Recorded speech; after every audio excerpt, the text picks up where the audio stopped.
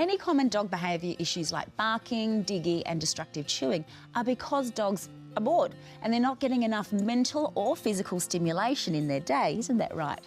Or perhaps they're also anxious, particularly when left alone for long periods of time with nothing to keep them entertained.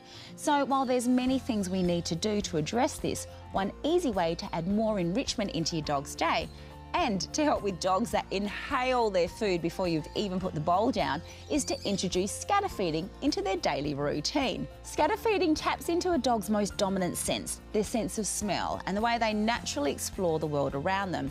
It's best done with dry food, but if you raw feed only, you can use air or freeze-dried options or healthy treats. When starting out, keep it simple and in a small area, especially with puppies and older dogs. Or turn it into a treasure hunt once your dog really gets the hang of it, or for dogs that need a higher level of stimulation. A grassy patch or shaggy rug is the best area to scatter feed in, so they're using their nose rather than their eyes to seek it out. Ideally, you want them to be spending at least 20 minutes foraging for their food for maximum benefit, so widen your scatter area if you need to. To avoid overfeeding though, or over-treating your dog, measure out their daily food and treat allowance and use that. Remember, treats should make up no more than 10% of their total required calorie intake. There's so many benefits to scatter feeding. Dogs are natural scavengers, so scenting and foraging for their food mimics what they'd be doing in the wild, and it releases dopamine, which makes them feel good.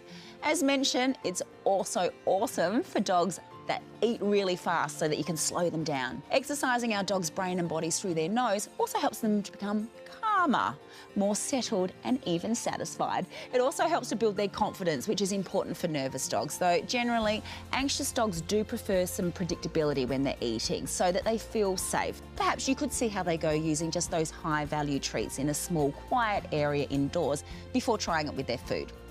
Finally, the great thing about scenting is that the reward is built into the game. So scatter feeding is a perfect enrichment tool to use when your dog is left home alone. For more dog training tips or to check out their treat range, visit the VitaPet website.